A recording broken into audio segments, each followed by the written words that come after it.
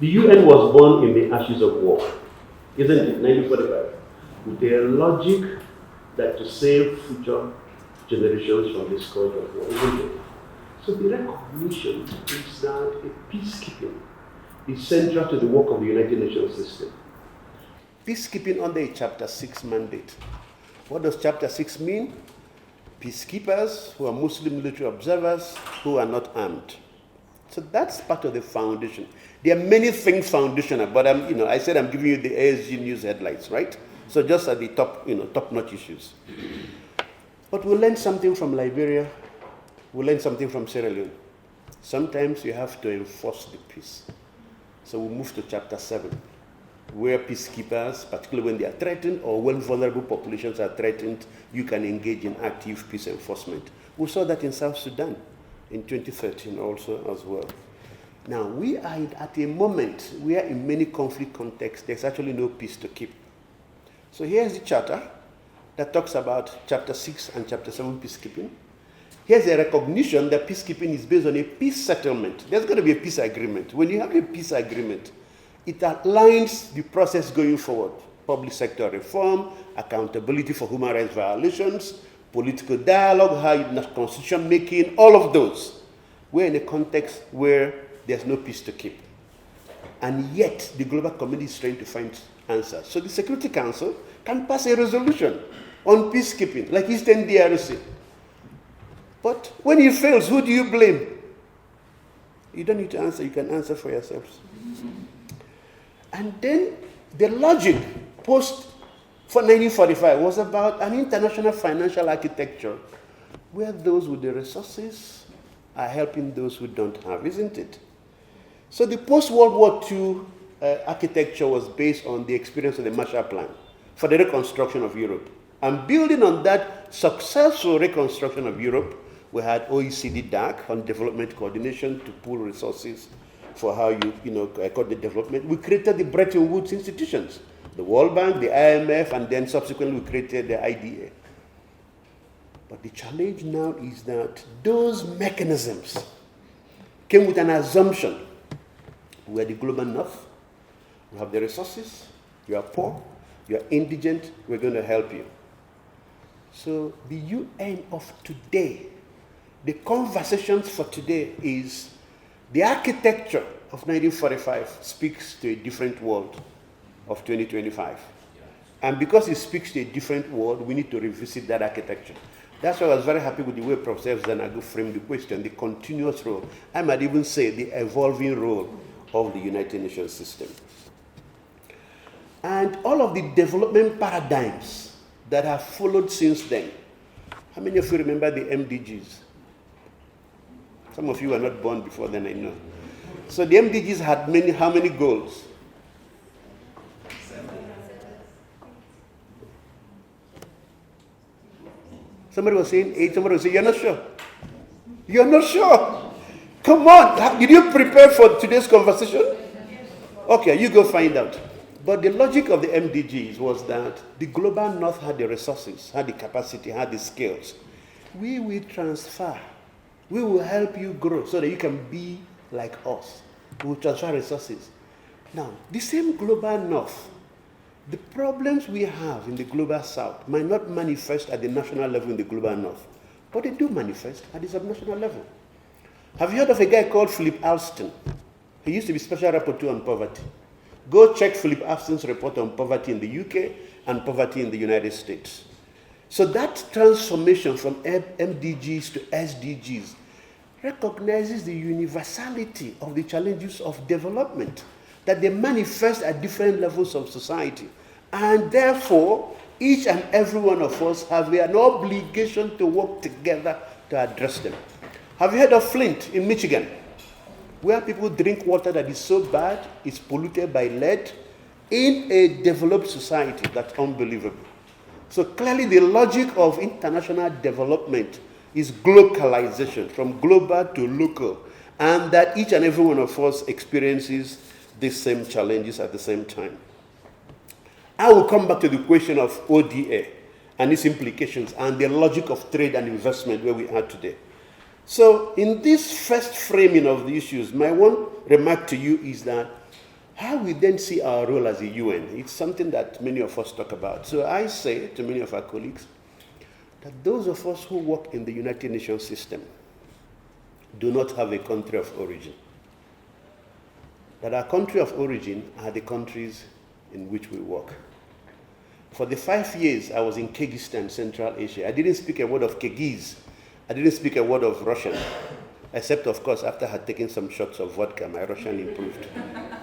But, I kept saying to the government, I am Kyrgyz. Here, I am Rwandan, being here. Why?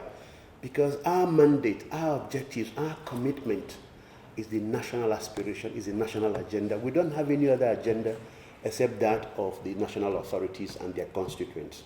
So our role, the role of the United Nations, is not to stand in front. It's not to stand beside the national actors. It's to stand behind. You stand behind because you are reinforcement. You are assurance of a journey that's unknown, that no contours.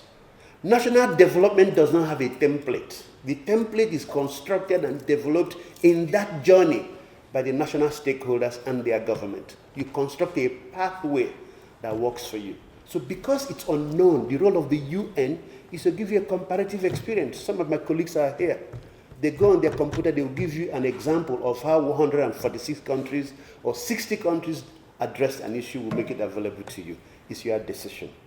So that uncertainty means that when you turn back, you see the UN is there behind you. It gives you confidence to walk into that unknown, because the outcome may be unclear, it may not even succeed, but you better try and fail than not trying at all. So I come to the second dimension of the ASG news headlines. Why does the UN still matter? How many of you heard of any conversations around AI governance? You heard about it. There's an international panel now, United Nations system. Why do you think it's important to have a conversation around AI governance? Because already there's digital inequity. There's digital appetite. Here, we are talking about bread and butter issues. Others are talking about quantum computing, talking about R&D, intellectual property, and holding out everything they have. You remember the biggest manifestation of this appetite? 2020, vaccine appetite. For those who had the money, developed the vaccines, we couldn't get it. African countries paid 7, 8, 9 times per vial of vaccine, because countries said it's our intellectual property right. We have to protect it. So the UN is a convener in a very fractured world, a convener on issues of public goods that are for the benefit of humanity. One country decided they no longer wanted to be part of the WHO, and they pulled out. And we know from COVID that pandemics are a crucial part of our lifestyle because of globalization. People travel. Early this year, the WHO Assembly adopted a pandemic treaty that binds the entire global community. As we speak, there's significant conversations going on in New York around an international tax convention. Why is an international tax convention necessary? You go online, you buy something, a global online platform, financial platform, but it sits in the Jersey Islands. You pay money. And Jersey Islands, or Republic of Ireland, where many of them have their headquarters, collects the tax. You get nothing. You have companies that have outposts everywhere, and they say they are paying tax in their main jurisdiction. So under the principle of double jeopardy, you can't tax them. But you are the consumer market. The platform, and do you know who is resisting the idea of an international tax convention? All the European countries. Without exception, they're all resisting it. So the UN is there fighting for you on an international tax convention, so you have fair recompense for the work that you do.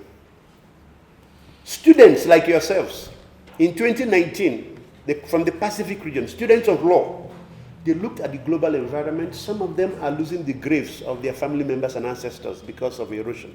When the sea tides come, it takes the land away. Some of their land are at the same level as sea. So they're not sure.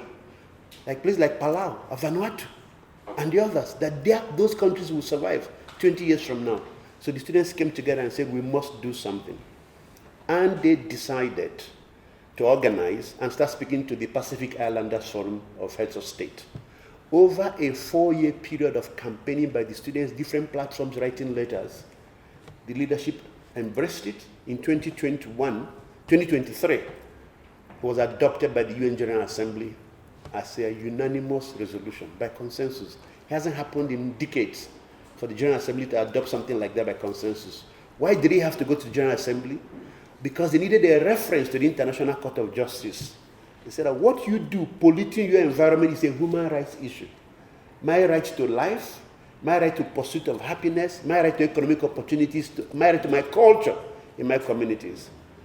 Earlier this year, the International Court of Justice, by a unanimous opinion of the 9 justices, decreed that climate change is a human rights question and that all member states are bound to act and organize and implement policies that limit the impact of climate change on others in their neighborhood, in the atmosphere. I say this to challenge you. Don't think because you are students at ASG in Kigali, you can be agents of change. I know that some of you in the work you do, you have rich backgrounds. You work in professions, you are academics, you are senior civil servants, you are in private sector, you are in NGOs, you can do a whole lot by other students. Now, what about issues of humanitarian support? Look across the world. Look at Gaza. Look at Sudan. Look at Sudan. Look at South Sudan. Look at Eastern DRC. The one platform where people commit their lives, risk themselves to provide succor and aid to others is the various humanitarian agencies of the UN, plus civil society, of course, and others of humanitarian issues. If we don't address the humanitarian challenges we face, how can people have a sense of hope? This young boy, Davis, who plays for Bayern Munchen, was a Liberian refugee, stayed in camps for many years. Today, he earns 6-figure salaries. And there are many like that, artists, you name them. What humanitarian interventions do is give people a sense of hope.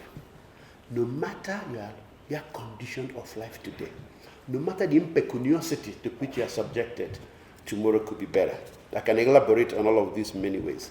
Governments across the world today are using this fear of terrorism and preying on their citizens. They can track your movement wherever you go. So significant human rights violations. Now there's a word, professors like Dr. Zan are going to talk about illiberal democracies.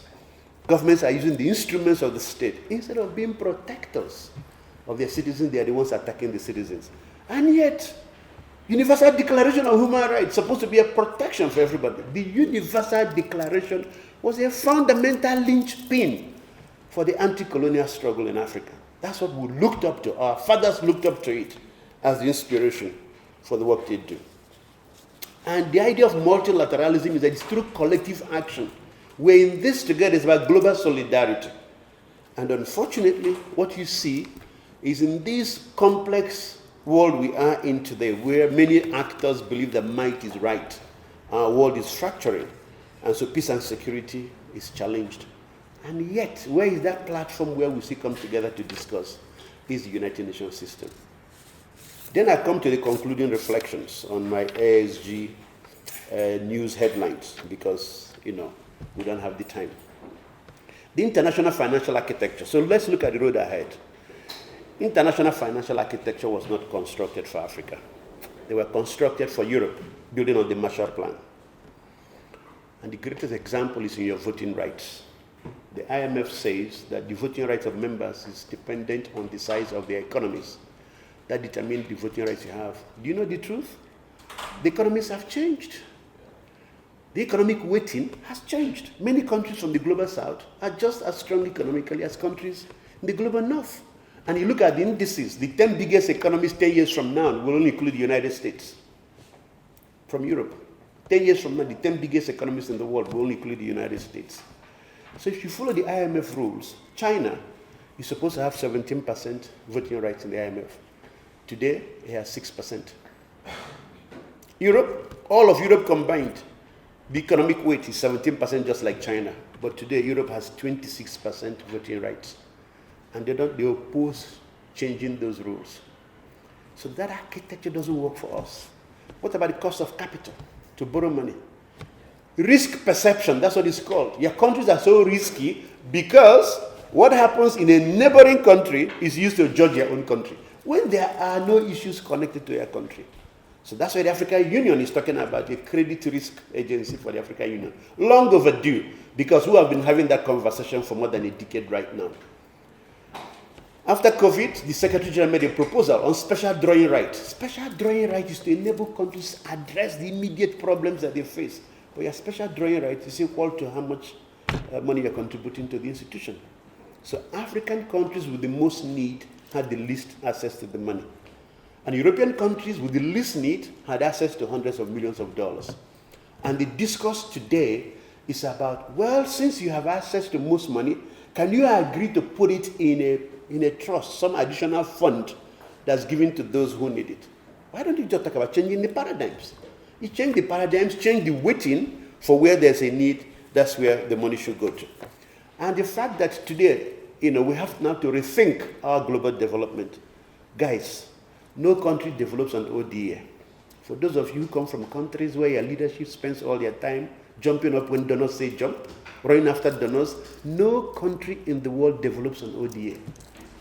Countries develop 1, domestic resource mobilization, 2, private sector investment. So it's about unleashing the creative, the entrepreneurial potential in your people. That's how your national development is anchored.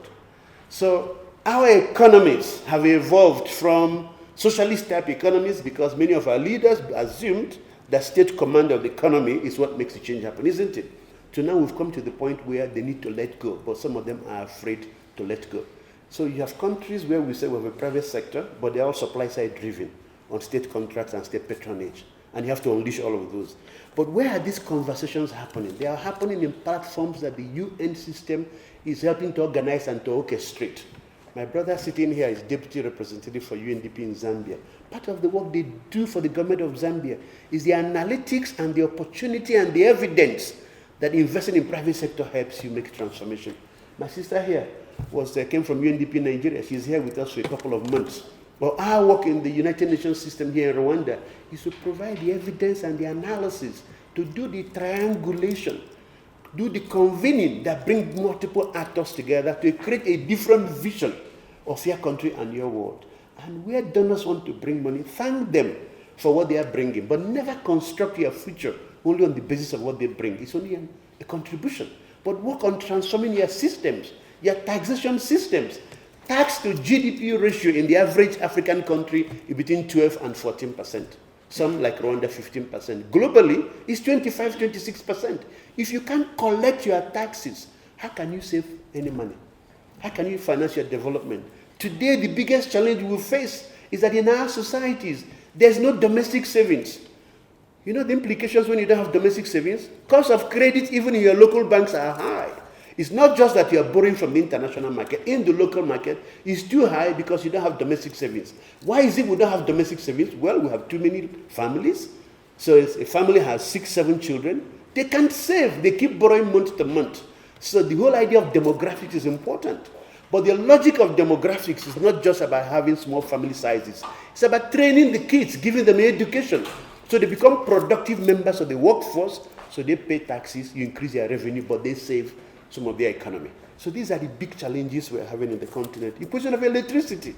How can we have so much sun? Hydro resources, all kinds of resources. Electricity generation in Africa is such a big issue. But these are the conversations you don't see in the newspapers. You don't see them in reports. That's the role of the UN at the country level. Generate the evidence, generate the analysis.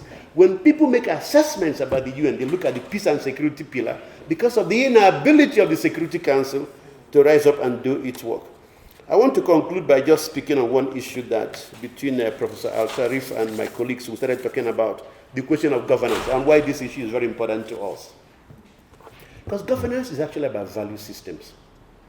It's about beliefs. What values animate you? What values animate your society? What ethic is embedded in your value system? If you bastardize them or you supplant your value systems for those of others, it's going to impact on what you do and in terms of how you manage your interactions between people and societies. So African societies, first of all, is inclusion. Not in all societies, because in many African societies, women were excluded.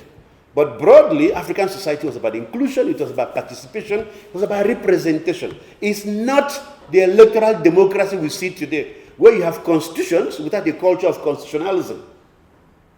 It's about inclusion. So our challenge is, if our value systems have been imported from outside, because those of us in international development, we are part of the problem. Because donors give us money, you've come out of crisis, and we say to you, is democratic governance, ignore the good governance agenda, right? And the IMF, World Bank conditions and structural adjustment that destroyed African economies. I don't even want to go there. Talk about the democratic governance agenda for today. That international development is part of the problem that Africa is having.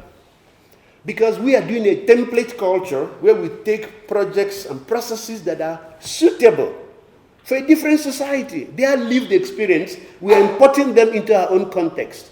So for those of us who are Africans who work in the system, we say, hell no. We will not do that. We will begin by challenging our national authorities.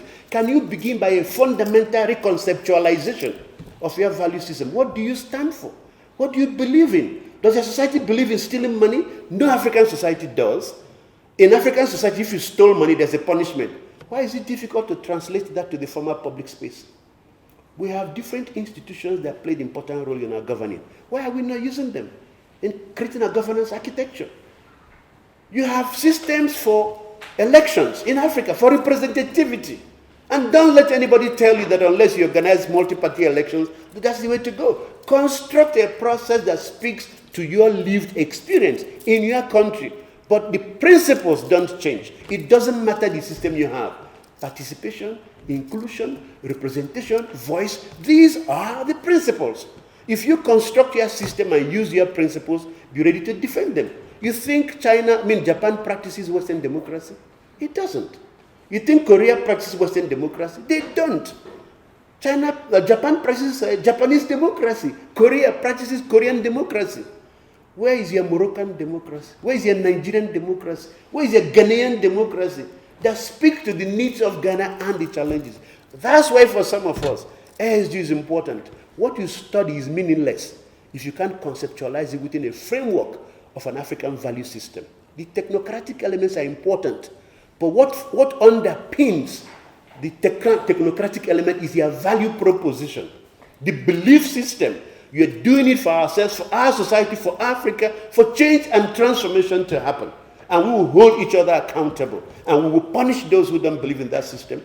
And anybody who comes with their ideas, we say, thank you, this is where we are going. If your ideas help us, welcome. If you want to give us alternative ideas, keep them. And have the self-confidence, have the belief in your destiny, in the journey of transformation to Africa. And to refuse even money by donors who say this is helpful to you. No free money, my dear friends. I think that's a good place to stop.